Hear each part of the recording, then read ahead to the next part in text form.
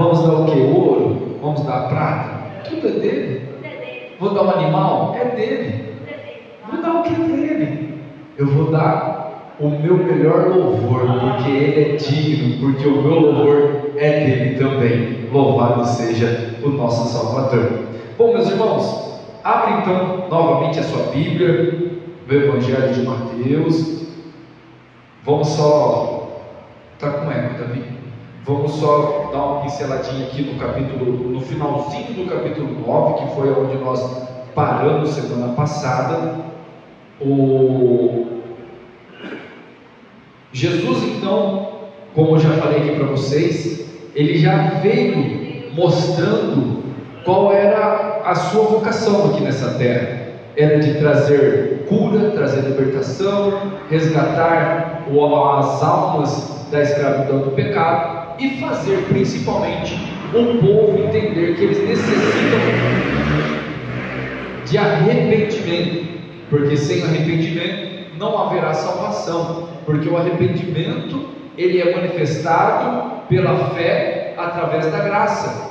E quando eu recebo a fé através da graça, eu entendo o meu pecado, compreendo as ordenanças e os ensinamentos, arrependo do meu pecado, recebo então uma regeneração, me torno uma nova criatura, então eu me torno apto a poder alcançar a salvação. Depois que Jesus ensina isso, ele começa então a fazer os seus milagres, as suas maravilhas, e semana passada nós paramos no versículo de número 27, aonde Jesus encontrou 2 cegos, e ele então curou, fez um milagre ali extraordinário na vida deles, eles saíram jubilosos. Jesus orientou a eles dizendo o seguinte: não fala nada.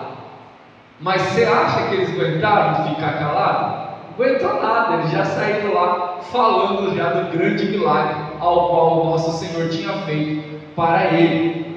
Jesus ele é inteligente, né? Você já viu aquelas pessoas que tem pastor que não sofre, tem pastor que ele não precisa anunciar para todos que vai acontecer alguma coisa, basta anunciar para um, aí aquele faz o trabalho, né? Então sempre tem, desde lá dos primórdios já existia esse tipo de pessoa. Então Jesus fala para eles vão lá e falam, né? Falam para todos que estavam acontecendo. E Jesus então começa a manifestar-se no meio do povo com glória, e Deus estava sendo exaltado através dos milagres dele. E quando nós chegamos então no versículo de número 35, Jesus dá uma orientação, ele faz uma observação e dá uma orientação. Olha só, nós já ouvimos aqui hoje, mas precisamos compreender aqui através da leitura. E percorria Jesus todas as cidades e aldeias, ensinando na sinagoga deles, e pregando o evangelho do reino, e curando todas as enfermidades e moléstias entre o povo. E vendo a multidão, teve grande compaixão delas, porque andavam cansadas e desgarradas, como ovelhas que não têm pastor. Jesus, ele se destacava muito mais do que qualquer outro mestre, por causa da sua misericórdia, por causa da sua compaixão. Jesus, ele não era um pastor de longe, mas ele era um pastor no meio. Ele era um pastor que entrava no meio das suas ovelhas e sentia a dor das suas ovelhas. Ele compreendia o cansaço, a fadiga, e mesmo sendo Deus, podendo fazer tudo de novo, ele se esvazia então de toda a sua glória, para entender o que estava acontecendo no meio do seu povo. Olha só que interessante isso. Se você pegar o panteão grego, o panteão romano, você pegar os deuses cananeus, se você pegar mitologias, você vai ver que todos os deuses não se misturavam no meio da humanidade.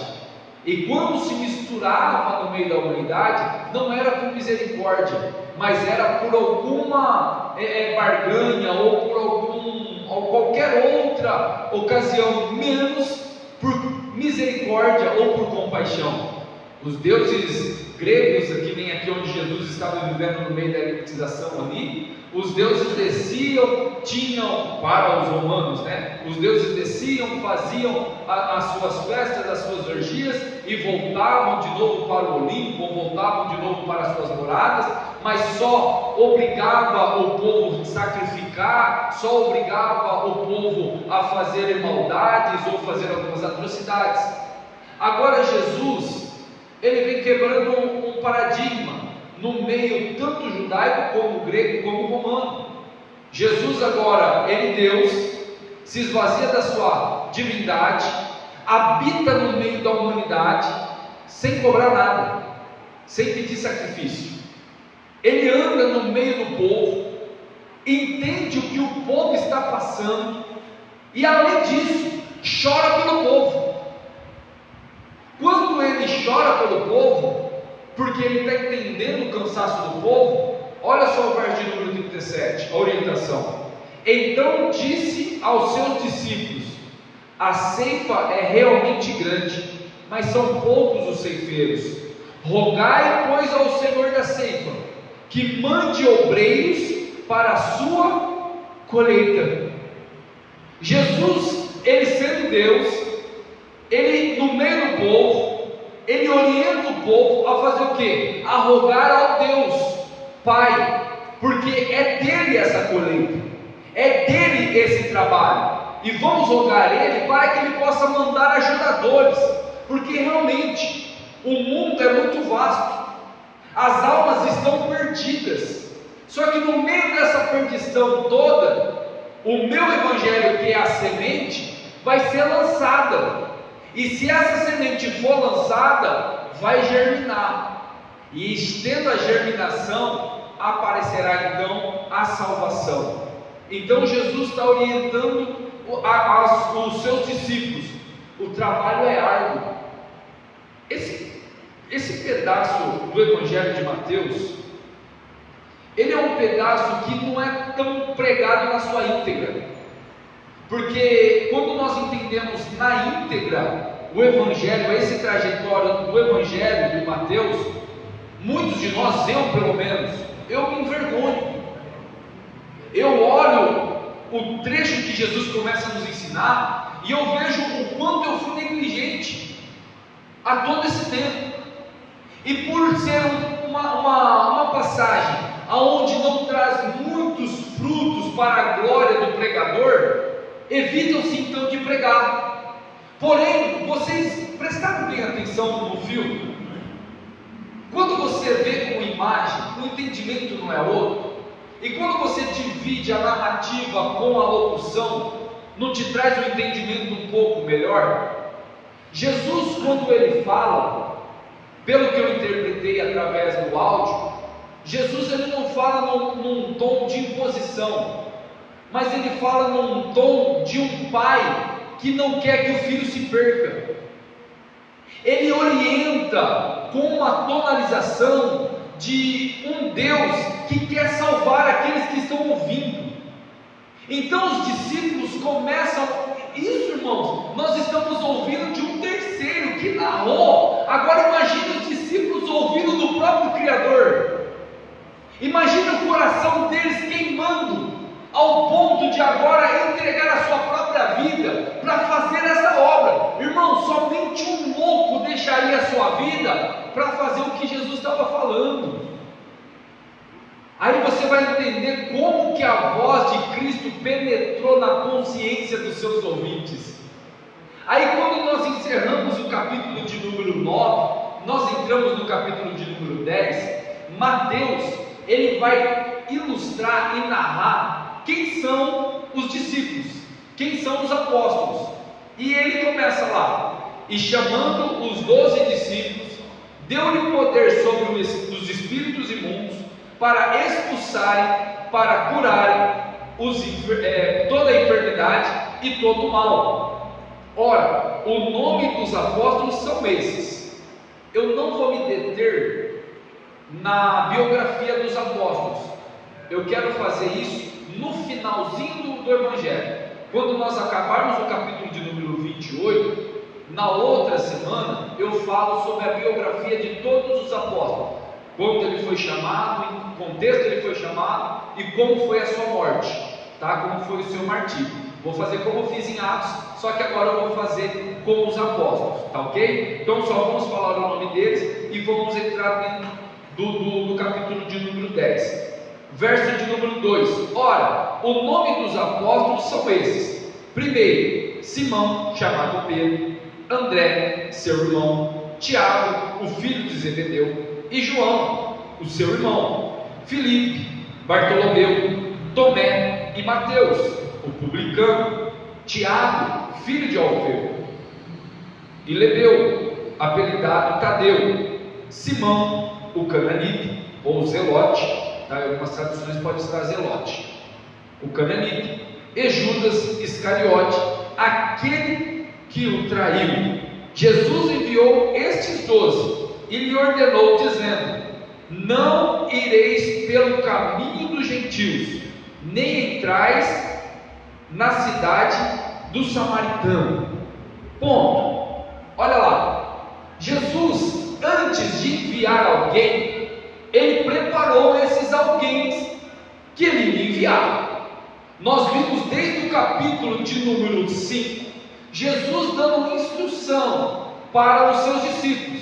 Jesus mostrou para os discípulos que a lei tem que ser anunciada, que os profetas têm que ser anunciados, e que se for algo além disso daí, não abra sua boca, porque é palavra própria, e palavra própria não pode trazer salvação. A palavra que vai trazer a salvação é a palavra que já foi escrita desde a lei dos profetas e está sendo cumprida agora em Cristo. Então Jesus, ele já tinha preparado esses apóstolos. Quando Jesus subiu ao monte e se assentou e começou a falar as bem-aventuranças, o texto nos informou que ele começou a falar aos seus discípulos, e havia também uma grande multidão ouvindo. A palavra direta é para os discípulos. Depois então que ele desce do monte, ele vai lá e começa então a mostrar com poder e autoridade que não é simplesmente falar, tem que ter atitude. E antes de Jesus dar autoridade para os seus discípulos, ele mostrou para os seus discípulos como que deveria de ser feito. Jesus chegou na casa de Pedro, curou a sogra de Pedro. Jesus cobrou alguma coisa para isso? Não, foi de graça, por misericórdia. Então nós temos aqui Jesus dando um exemplo: do jeito que eu fiz, façais vós também. Só que antes de vocês fazerem o que tem que ser feito, sem a minha autoridade, vocês não vão conseguir fazer. Então é por isso que Jesus olha para os discípulos e dá a eles autoridade para impor as mãos sobre os enfermos e o curarem, para pôr as mãos sobre os endemoniados e os expelirem. Então Jesus dá autoridade para esses 12. Jesus não está dando autoridade para toda aquela multidão. Notem que Jesus não está dando autoridade para aqueles que estão ao seu redor. Jesus está dando autoridade para os 12. Fechamos o contexto. Essa passagem aqui não inclui toda a nação, inclui somente os 12. Somente os 12. Então, se um dia você vê um pastor ou um pregador usando o texto de Mateus 10 para falar que é só para toda a igreja, esse texto aqui não. Esse texto aqui é explícito para os 12. Por quê? Porque o texto está muito claro. O texto está muito claro aqui. Só que Jesus, como ele é mestre por excelência, os ensinamentos que ele está passando para os discípulos, para os apóstolos, consequentemente servirá para a igreja, porque aqui nós temos um modelo, tá? Exatamente no capítulo 10, O que está sendo ordenado é para os 12, só que também serve agora como um modelo para a igreja. Deu para entender isso daqui? Deu? Então Jesus agora ele dá então autoridade e poder e dá uma orientação geográfica. Aqui você vai entender que é literalmente para judeu. Não saia para os gentios e nem vai para Samaria, mas fica simplesmente em Jerusalém, em Israel, na circunvizinhança, entre Judá, Benjamim, que é as tribos mais embaixo. Fica ali, ó. Não sai desse cerco. Para você que não sabe, Jerusalém é como se fosse a capital, e em volta de Jerusalém existia mais ou menos cerca de 46 cidades, vilas, tá? Em volta de Jerusalém. Quando a cidade de Jerusalém foi cercada no ano 920, mais ou menos, antes de Cristo, quando Senaqueribe, o assírio, ele cerca Jerusalém, ele já tinha destruído as suas 46 cidades. Então ele cerca Jerusalém. Jerusalém estava cercada. É como se fosse Ribeirão. Monte Alto não é da região de Ribeirão? Não faz parte da região de Ribeirão? Aí nós temos Jabuticabal, temos Santãozinho. É mais ou menos isso daqui para vocês entenderem. Tá? Então Jerusalém é como a capital, e em volta tinha as suas vilelas, tinha as suas cidades ali em volta também. Então Jesus dá autoridade para eles irem somente nesse perímetro, não ir para os gentios. Por quê? Porque Jesus sabia que os gentios aceitariam primeiro do que os judeus. Jesus veio para os seus, mas os seus o negaram. Eu vim para este rebanho, mas esse rebanho me negou. Só que eu tenho um outro rebanho em outros pastos, e esses não me negarão. Só que não era o momento ainda. O momento aqui era para se cumprir a lei e os profetas. A preferência exatamente era deles. Porque Jesus, lá em João, vai falar para a mulher samaritana: o que? Vocês adoram o que vocês não sabem. Nós adoramos o que nós sabemos, porque a salvação vem dos judeus e veio para os judeus.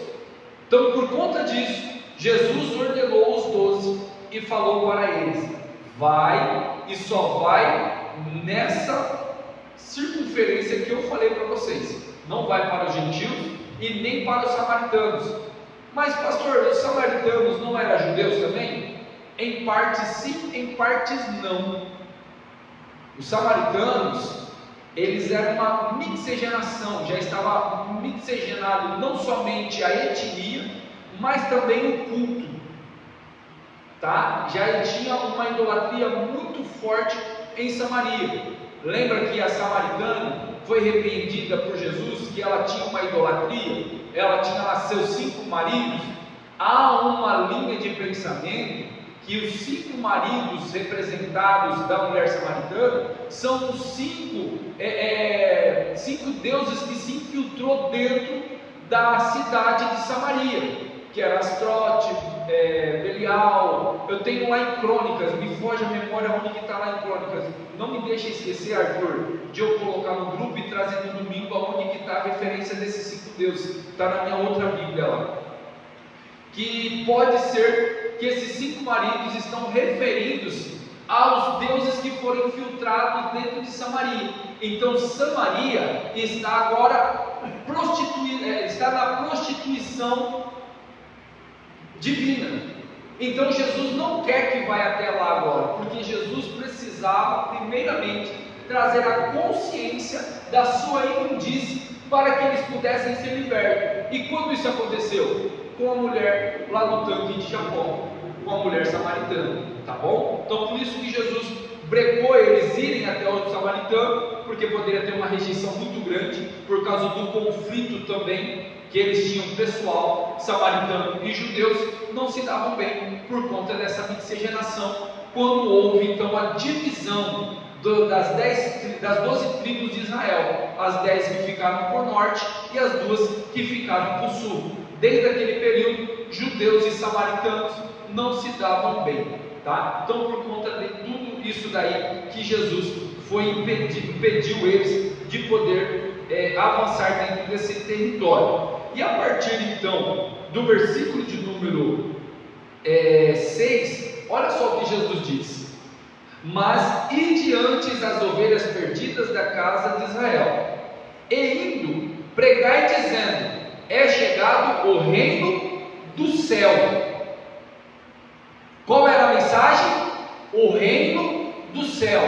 Não era para chegar e curar primeiro, não era para fazer isso. Chega primeiro e anuncia o reino do céu, porque a cura e a expulsão de demônio é consequência da chegada do reino. Irmãos, nós temos que ter isso dentro do nosso coração sempre. Não existirá milagre na nossa vida se o reino não estiver em evidência. Não existirá exorcismo de demônio sem antes o reino verdadeiramente estar explícito na nossa vida. Nós estaremos fazendo tudo que o mundo nos deseja que nós façamos, se o reino não estiver em nossa vida. Mas quando o reino chega literalmente em primeiro lugar na nossa vida, há consequências de milagres, há consequências de cura, há consequência de expulsão de demônios, há consequências em tudo mais, e há consequência principalmente na consciência. Principalmente na consciência, porque naquele momento o poder de Cristo estava em eminência, e quem fazia literalmente a cura pessoalmente era Cristo. Então não tinha demônio que parava, tá? Quando os discípulos saíram para fazer os milagres, eles curaram. Por quê? Porque a presença de Cristo ainda estava na terra. Você vai ver que daqui a pouquinho nós vamos chegar lá, que chegou um momento que os discípulos tentaram expulsar um demônio e não conseguiram. Vocês lembram dessa passagem? Vocês lembram disso? Que os discípulos tentaram expulsar um demônio e não conseguiram. Aí depois Jesus explica o porquê que existe uma casta de demônio, só sai com jejum e oração. A pergunta que eu faço é: qual é mais forte? O nome de Jesus ou jejum e oração? O nome de Jesus. Então por que jejum e oração expele demônio? Vocês lembram da explicação do jejum da semana passada? Vocês lembram? Para que serve o jejum? Para aproximar de Deus, para tirar a incredulidade, para acrescentar fé. Qual é o demônio que é expelido com jejum e oração? A incredulidade. Não é demônio daquele que está possuindo alguém que Jesus está falando. Jesus está falando o seguinte: se você existe demônio que só é expulso com jejum e oração. Jesus estava falando dos próprios discípulos, que por causa da incredulidade deles, eles não tiveram condição de expulsar o demônio da vida daquela pessoa. Olha só que importante é nós entendermos que muitas das vezes milagres e prodígios não acontecem através da imposição das nossas mãos por causa da nossa incredulidade. Olha a importância de jejuar com a motivação certa. Quando nós jejuamos com a motivação certa, recebemos a virtude certa e o nome do Senhor é glorificado através das nossas boas obras. Segunda-feira, vou até contar o episódio. Quem estava aqui segunda-feira? Arthur, Mamília, Anderson, Leandro, Adriana, quem mais? Pastor Zé Adriano estava aqui. O Vinícius também estava aqui. Nós estávamos aqui numa reunião ministerial. De repente entrou uma moça e ela começou a orar, e nós continuamos a oração. A irmã Miriam foi dar assistência, perfeito, certinho, estava conversando, tal, beleza. Aí a hora que ela levantou, vamos orar. Até então nós estávamos todos serenos, em comunhão, conversando aqui, mas prestando atenção, porque a gente sabe que é a necessidade. A moça veio até a frente, ela chegou à frente, a hora que eu coloquei a mão na cabeça dela, ela já quis cair. Coloquei a mão na cabeça dela, a hora que eu coloquei a mão na cabeça dela, ela começou a cair. A hora que ela começou a cair, eu falei assim: não precisa cair não, volta. Não é para cair não, volta. Fica quietinho aqui, firminho. Irmãos, entenda uma coisa: com o diabo não se brinca, tá? Tem muita gente que faz show com essas coisas, faz show com isso. Isso daí é abominação. Com o diabo não se brinca, o negócio é sério. Tem muito endemoniado brincando com o endemoniado, achando que está fazendo coisas de Deus. Qual foi a autoridade dada para nós? Colocar a mão sobre os endemoniados e os libertarem. Essa é a função. Não é para ficar perguntando RG, perguntando quem que é, não é para ficar entrevistando, não é para ficar fazendo nada disso. Teve uma vez que eu estava dirigindo Califórnia, pouco tempo, fazia uns 4 meses, 5 meses que nós já estávamos lá, e era uma mania de que vinha para frente, a hora que começava a orar, caía um lado de costa. Eu falei: gente, até onde que nós vamos manter essa cultura tão desnecessária da igreja? Diabo não tem que ter brincadeira aqui dentro não. Se ele chegar aqui, ele parte retirado. Aqui dentro habita, é o povo de Deus, e aonde tem a presença de Deus não tem demônio que se manifestar, vai cair por terra e vai embora, não tem dessa. Eu conheço o Deus que nós servimos. E eu estava lá, e a primeira vez foi um culto antes, a moça caiu, levantaram e tal, beleza. Aí acabou o pastor, o pregador de pregar, ele foi começar a orar. A hora que ele começou a orar, a moça caiu. Eu estava aqui numa cadeira assim. A hora que eu olhei aquilo lá, eu desci, fui lá embaixo, levantei: vai, levanta, não é demônio não, fica quietinho aqui, presta atenção no culto, não precisa fazer mais isso. Virei as costas, voltei para o culto. A mulher nunca mais caiu. Sabe por quê que ela estava caindo? Porque dá ibope. Tem muita coisa que não é demônio. Tem muitas pessoas que acham que podem se fingirem para poder chamar a atenção. Você pensa que são poucos que acontece isso aqui? Não. E a hora que a moça veio, que eu coloquei a mão sobre a cabeça dela, de imediato eu senti que ela foi cair, eu já percebi que não era demônio. Na hora eu já entendi que não era demônio. E a hora que ela falou comigo, eu senti um cheiro de cachaça, de bebida forte. E a hora que eu orei para ela, que ela começou, ela entendeu que eu não ia dar trela para a alucinação que estava acontecendo. Não sei se vocês perceberam, mas eu com as duas mãos para cima, pastores, estejam espertos com isso. Com as duas mãos na cabeça dela, que eu fiz assim, ela estava de saia, ela começou a baixar a saia, tipo bater a mão, como se eu tivesse colocado a mão em algum lugar que não deveria ter colocado. Olha a artimanha para poder colocar pastor em maus lençóis. Irmãos, a consciência humana já é má. Eu não preciso ser mau para cometer maldade. Uma pessoa sem Cristo, ela já é má por natureza. A intenção já é corrupta. Você já viu você sem Cristo? Quem é você sem o Espírito Santo? Você já parou para pensar o que você poderia fazer se o Espírito Santo não habitasse em você? Ou você acha que você tem um coração bom? Bom, eu vi uma hoje, não sei nem quem foi que postou lá: continue tendo um coração bom. Quem é que tem um coração bom? Nosso coração é corrupto.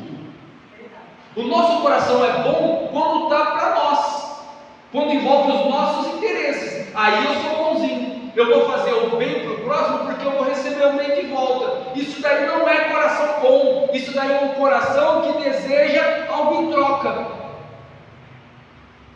Quando você entender que você tem que fazer o bem, porque o bem habita dentro de você, que é o Espírito Santo, você vai fazer a quem? Sem esperar nada em troca. Nós já aprendemos isso com Cristo. Quando a direita faz, a esquerda não precisa ficar sabendo. Mas o que eu quero trazer aqui para a sua consciência nesse momento? é de que nós temos que ter discernimento, de saber quando é demônio e quando não é demônio. Eu já participei de uma, de que eram umas 8 horas da noite, me ligaram desesperadamente: pastor, corre aqui, pastor, já tem 3 pastores e não conseguiu expulsar o demônio. E os 3 pastores que estavam lá eram da minha família, e era uma moça que tinha ido para cima e tinha entrado dentro do banheiro e tinha se trancado, e o namorado dela entrou lá, abraçou ela, e quando eu cheguei lá, estava a minha tia, estava o meu tio, estava o meu avô e estava o meu outro tio, e os 3 lá: sai em nome de Jesus, sai em nome de Jesus, sai em nome de Jesus. E a hora que eu cheguei, que eu olhei aquilo ali, eu falei assim: bom, tem coisa errada aí, ou o nome de Jesus não vale nada, ou eles estão totalmente em pecado, ou ela está de palhaçada. 3 pontos. Aí eu fiquei observando antes de fazer qualquer coisa. Eu não sou bobo, vai ser demônio, vai me encarar lá na paulada e lascou, né? Porque vocês acham que isso não pode acontecer? Lembra lá do livro de Atos dos Apóstolos? Os religiosos chegaram assim: te conjuro-te, Satanás, em nome de Jesus, em qual Paulo prega. O que o demônio olhou para eles e falou? Opa, Jesus eu conheço, Paulo também conheço, e vocês, quem são? O texto fala que o demônio deu um sarrafo neles, que eles saíram nu, fugido. Olha só o perigo que é de fingir que é um discípulo de Cristo. Satanás não está com brincadeira. E quando eu vi aquela moça deitada, e eu fiz essa análise, o que eu fiz? É um segredo, tá? É um segredo, é um segredo. Eu fui até onde ela estava, com a intenção de pôr a mão sobre a cabeça dela. Eu catei aqui atrás, aqui, ó, bem devagarzinho, e dei aquela puxada. Dói, não dói? A hora que eu dei aquela puxada, ela fez: ai! A hora que ela fez, eu falei: levanta daí, que isso daí é cachaça. Dá um banho nela, bota ela para dormir, que amanhã ela vai estar novinha. Sabe o que aconteceu? Fizeram exatamente isso. Acabou a festa. Irmãos, eu já vi, ninguém me falou, eu já vi pessoas endemoniadas arrastar banco com gente sentada nele.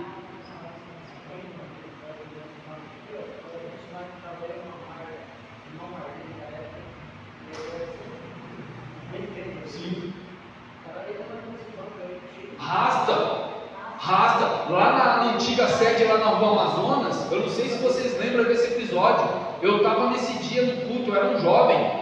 Eu fui visitar a igreja, que eu estava ainda perdido por esses lados aí, né? Depois dos 10 anos eu fui dar uma volta. Infelizmente, graças a Deus, 2014 com muita rapidez.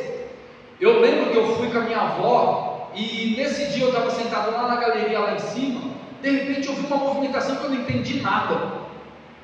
O camarada saiu do meio do banco, arrastou 5 bancos no peito. Os irmãozinhos ali, ficou tudo oprimido que ele saiu arrastando. Mas quando ele chegou na reta do pastor, ele caiu. O pastor automaticamente, era o pastor de Israel naquela época, repreendeu o demônio. Não teve nem conversa. Ele repreendeu o demônio, a pessoa levantou sã, voltamos de novo ali, e eu lembro que continuou o culto. Eu lembro vagarosamente desses momentos. E depois daquele momento, irmão, aquilo lá ficou cravado no meu coração.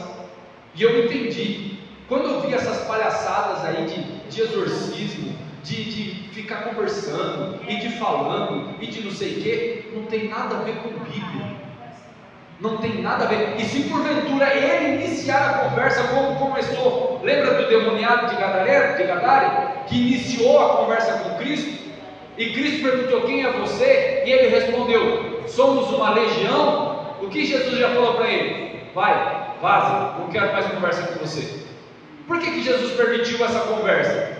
Só para eu e você entender que o mundo espiritual é real, é verdadeiro, é sério e é perigoso. Então nós, como igreja santa, lavada e revestida pelo sangue do Cordeiro, quando chegar o endemoniado, não tenha medo, não precisa. Se você está com o pé no altar com Cristo Jesus, levanta a sua mão e repreenda em nome de Jesus e traga libertação para aquela pessoa que está oprimida. Só que seja inteligente e seja sábio. O nome do Senhor Jesus é poderoso. Não precisa ficar, sai em nome de Jesus, sai em nome de Jesus, sai em nome de Jesus. Você está mostrando fragilidade ou não tem poder de Deus aí? Eu entendi isso. E se eu colocar a mão, não saiu, ou eu saio, ou é brincadeira. Porque se eu colocar a mão e repreender em nome de Jesus, e o demônio continuar com brincadeira com a minha cara, é sinal que eu tenho alguma coisa errada comigo. E é eu que preciso me retirar. Porque aí eu me enquadro. Lembra lá das promessas de Deuteronômio? Que fala assim: e se o demônio vier sobre ti, e ele fugirá por 7 caminhos, se obedeceres a voz do Senhor seu Deus. Não tem esse texto? Vocês já viram já o texto também, que fala ao contrário? Se vós não obedeceres, se um demônio vier contra ti, você fugirá por 7 caminhos, porque você não ouviu e não obedeceu a voz do Senhor teu Deus. Então existem 2 opções: ou eu fujo, ou é consciência, brincadeira, não é demônio, é consciência do homem. Tá bom? Deu para entender essa parte aqui? De quem? Não, não puxei, dessa vez não. Dessa vez eu já percebi já que... Não, eu percebi já, eu tive discernimento na hora, mas deu vontade, mas não foi. Deu para entender aqui então, meus irmãos? Olha lá, ó. Curai os enfermos, livrai os leprosos, ressuscitai os mortos. Eu contei semana passada da experiência que, graças ao bom Deus, Deus me deu essa oportunidade de ter. De graça dai, de graça recebestes e de graça dai. O que eu recebi de graça? Os dons. Os dons eu recebi de graça, tá? Se eu recebi o dom de cura de graça, eu não vou cobrar para exercer ele. Dizem por aí que amanhã, quinta-feira, vai ter alguém com dom de cura lá na sede. De graça dai, de graça recebei, de graça dai. Se Deus me deu dons gratuitamente, você já entende a maquinação humana quando o homem começa a cobrar até por uma oração. Começa a cobrar para revelar. Começa a cobrar. Irmãos, isso é muito sério e é muito eminente no nosso meio. Só não vê quem não quer. Parece até às vezes quando eu começo a falar, às vezes eu começo a ter na minha consciência e falo assim: nossa, eu acho que não tem necessidade de falar, mas o Espírito Santo me conduz a uma verdade que está em eminência nos nossos dias. Há 2000 anos já tinha isso. Agora imagine hoje com o esfriamento espiritual, porque aquilo que eu falo, nós não estamos vivendo um fervor espiritual, nós estamos vivendo uma queda espiritual, aonde a barganha com as coisas santas estão sendo muito forte. Então Jesus está aqui, ó, de graça dai, de graça recebei, de graça dai. Não possuais ouro, nem prata, nem cobre em vosso cinto, nem alforjes para o caminho, nem duas túnicas, nem sandália, nem cajado, porque digno é o operário do seu alimento. Em qualquer cidade ou aldeia que entrares, procurai saber nela, quem nela seja digno de hospedai-vos, aí até que vos retireis. Irmãos, olha só o que Jesus está falando. Jesus está falando que Ele sustenta os seus. Ontem na sede eu dei aula sobre como que é o nome do título da lição de sexta-feira que você deu também? A importância, a responsabilidade da igreja para o cuidado na obra missionária, dos missionários.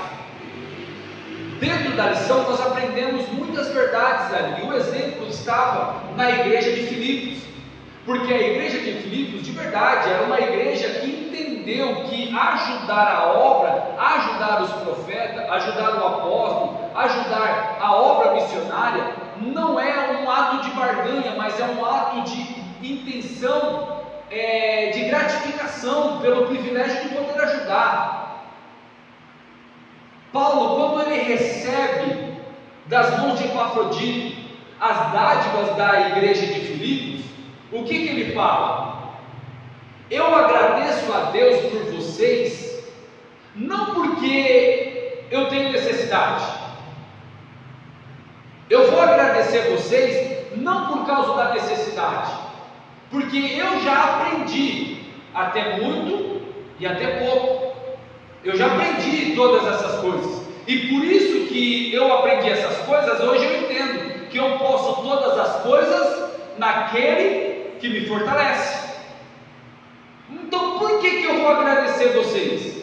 Eu vou agradecer vocês porque a dádiva que vocês estão me dando é de bom coração, é porque vocês entenderam que o amor vem antes das obras, que a gratificação vem antes da recompensa. Vocês entenderam isso, e eu vou agradecer vocês para que o fruto de vocês abunde sempre, e o meu Deus, segundo as suas riquezas, suprirá toda a vossa necessidade em glória por Cristo Jesus. Olha só o que Paulo está ensinando. Ele está ensinando o que ele aprendeu aqui com Jesus. Quem sustenta a obra é Cristo. Quem é o mantenedor da obra? É a igreja. Por quem? Por causa de Cristo Jesus. Sabe por que a igreja de Monte Alto não está muito próspera? Porque não investe em obra missionária.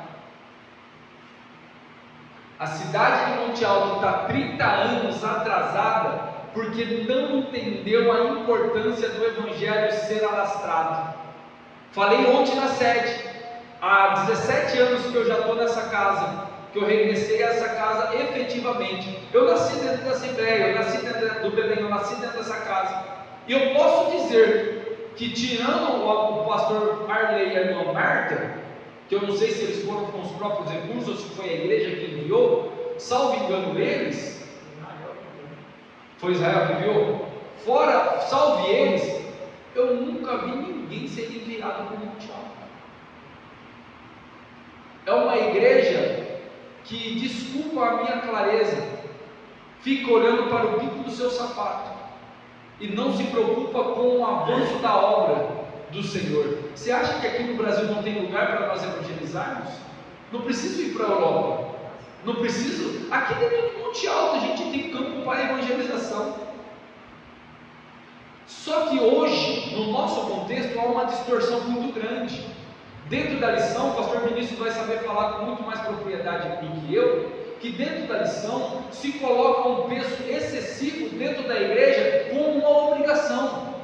E não é como uma obrigação, porque a igreja, como natural, não pode fazer nada para a obra do Senhor. Mas se ela entender que a obra missionária é uma obra divina, nós vamos fazer de bom grado, aí sim Deus cuidará daqueles que estão sendo enviados, porque quem está enviando aqui é o próprio Cristo. E lá no finalzinho do capítulo 8 de João, se não me falha a memória, Jesus vai perguntar para os discípulos quando eles voltam. Jesus pergunta assim para eles: vocês tiveram falta de alguma coisa? E o texto diz: e os discípulos não responderam nada. Sabe por quê? Porque não faltou nada. Então Jesus está falando aqui: não se preocupe com o ouro, não se preocupe com a prata, não se preocupe com o seu dia de amanhã. É eu que cuido de você, é eu que vou sustentar você. E Jesus falou para os discípulos agora nesse exato momento, e Ele tem falado para nós. Homem e mulher de pouca fé, por que te preocupa com o dia de amanhã? Se você é meu servo e eu sou o seu Deus, descansa o seu coração, porque o dia de amanhã basta ao seu mal. Mas se você estiver debaixo da minha ordenança, debaixo das minhas asas, 1000 vai cair ao teu lado, 10.000 à tua direita, mas você não será atingido, e o meu nome será glorificado através da sua fé, através da sua verdade e através da sua justiça. Verso de número 12: e quando entrares em alguma casa, saudai-a, e se a casa for digna desça sobre ela a vossa paz, mas se não for digna, tome para vós a vossa paz. O que Jesus está ensinando? Que quando eu e você chegarmos em qualquer ambiente, paz seja nesse lugar. O período que você estiver lá, aquela paz vai estar naquele lugar. Mas se aquele lugar que você chega é indigno, quando você sair daquele lugar, a paz que você tinha oferecido vai lhe acompanhar de volta. Jesus está ensinando de que eu e você não podemos ser contaminados com a imundícia do lugar que nós chegamos. Que eu e você somos promotores de bênçãos aonde nós chegamos. Mas se o lugar é indigno, porque tem lugar indigno, tem casa que você chega que, pelo amor de Deus, é terrível. Tem trabalho que você vai começar que é um terrível lugar para você começar, e você chega com paz, mas o lugar é tão corrupto que eles te expulsam daquele lugar. Aí o que acontece? A paz te segue, não é para você se contaminar com o lugar. Deu para entender o que Jesus está explicando aqui? A paz que Ele mandou para nós não é a paz igual ao mundo. O que Ele disse? A minha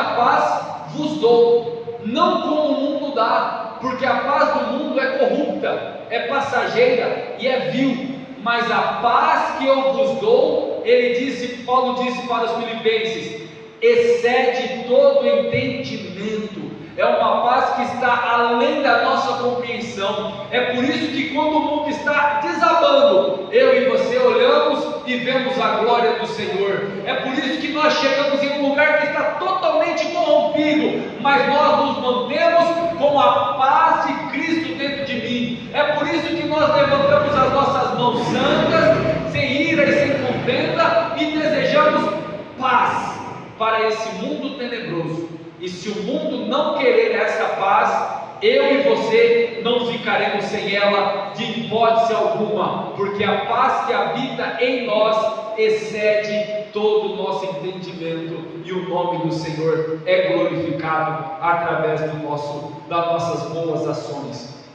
E se ninguém vos receber, nem escutar a vossa palavra, saindo daquela casa ou cidade, sacode o pó dos vossos pés. Deu para entender aqui como funciona? Jesus está falando para os discípulos, mas lembra que é um modelo para a igreja? É um modelo para a igreja isso daqui. Não pense, eu acho que isso é um dos maiores erros nossos. Nós achamos que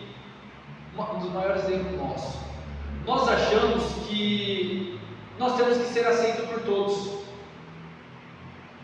porque eu prego o Evangelho, porque eu falo do bem, porque eu falo de Deus.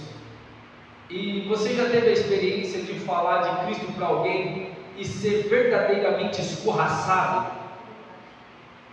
Você nunca teve essa experiência? Pode ser que você tenha, mas Jesus está alertando aqui: não desanime, porque você não é para ser queridinho. Não vai dar tempo de nós chegar, semana que vem nós vamos chegar. Mas Jesus lá no finalzinho ele falou o quê? Eu vim aqui para trazer contenda no meio dos seus. Eu não vim aqui para fazer vocês terem amizade. Eu vim aqui para exatamente isso, para ter contenda, para que o justo se manifeste. para que a luz se manifeste. Não é isso que ele falou aqui? O que eu disser para vocês nas escuras, grita no meio da luz. O que eu falar para vocês no pé do gabinete, na hora que você estiver orando, suba no telhado e grite para que todos possam ouvir. Só que não espere que vocês serão sempre bem recebidos. Muitos de nós é muito bem recebido no meio do povo, porque fala aquilo que o povo quer ouvir. Eu não tenho muita agenda porque eu não falo muito que o povo gosta de ouvir. Quem gosta de me ouvir é igreja. Igreja gosta de me ouvir, porque igreja apanha, mas sabe quem está batendo, é o próprio Cristo, porque as palavras dele, a igreja gosta, porque ela não toma por exortação de castigo, mas toma por exortação de amor, porque quando eu estou sendo repreendido e alertado pelo meu Deus, é um sinal de que Ele me ama, e eu procuro a melhorar, para que Deus venha ser exaltado através da minha vida. Então, irmãos, que essa noite, esses 15 versículos, 14 versículos que nós falamos aqui, venha desde já impregnar dentro do nosso coração, e esse modelo possa nos servir de impulsionamento para falarmos das grandezas de Deus, sem ter medo de represária, sem ter medo de ser rejeitado, porque a rejeição por causa de Cristo é contabilizado galardão no nosso meio. O que Jesus falou lá na bem-aventurança? Bem-aventurados sois vós, quando vos perseguirem, injuriarem, disserem todo mal e mentira contra vós, por causa de mim. Exultai-vos e alegrai-vos, porque é grande o vosso galardão. Amém, meus irmãos? Que o nosso Deus possa continuar abençoando a vida de cada um de vocês, que nós possamos continuar crescendo em graça e conhecimento do nosso Salvador. Amanhã, ensaio, escola e oração com os nossos jovens. Sexta-feira, escola bíblica dominical ou noturna. Nós estaremos falando sobre uma matéria muito importante, que é a janela 1040. É eu que vou estar dando a aula. Venha, eu vou trazer, eu acho que eu vou trazer aqui um PowerPoint, ou vou usar a lousa para nós definirmos ou identificarmos como que é esse perímetro.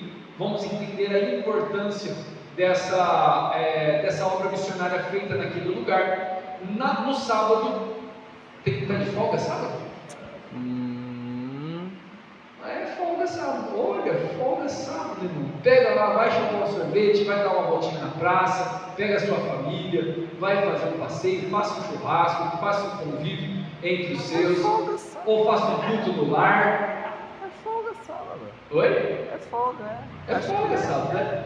Então, é coisa rara acontecer, graças a Deus, por isso que é coisa rara, pela liberdade que nós temos de poder cultuar ao Senhor a semana inteira. Domingo pela manhã, os nossos pré-adolescentes estará ensaiando lá no Jardim Paulista 2. Escola dominical lá também, ensaio geral, e escola dominical tudo lá. Vai sair daqui 8h30, tá bom? Então o pastor Vinícius vai dar as maiores informações para os pais. E no domingo à noite teremos aqui então um glorioso culto. Estaremos reunidos mais uma vez para exaltar e adorar o nome do nosso Salvador. Queridos, vamos nos colocar em pé. Vamos aqui fazer mais uma oração, agradecer a Deus por mais essa oportunidade. Mamília, vem aqui orar. Ora pelo Du. O Du? Fez cirurgia. Quem? O Du fez uma cirurgia. Serafim. Fez? Fez. Eu tô nem sabendo. Como faz cirurgia, não fala nada. Deu certo. Orar pelo Nicolas também. Ele tá em casa já. Já está em casa. Orar pelo Carlos Eduardo, que fez uma cirurgia hoje. Orar também pelo Nicolas, que já está em casa, né? Está lá se recuperando, fez uma cirurgia de apêndice também, mas já está bem, graças ao nome do Senhor Jesus.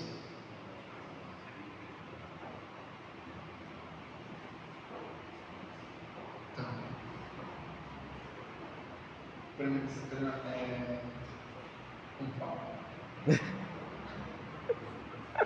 Nasceu com 6 meses, como que chama? Prematuro. Prematuro, exatamente. Vamos estar orando por essa criança e pela sua família também. Pode orar.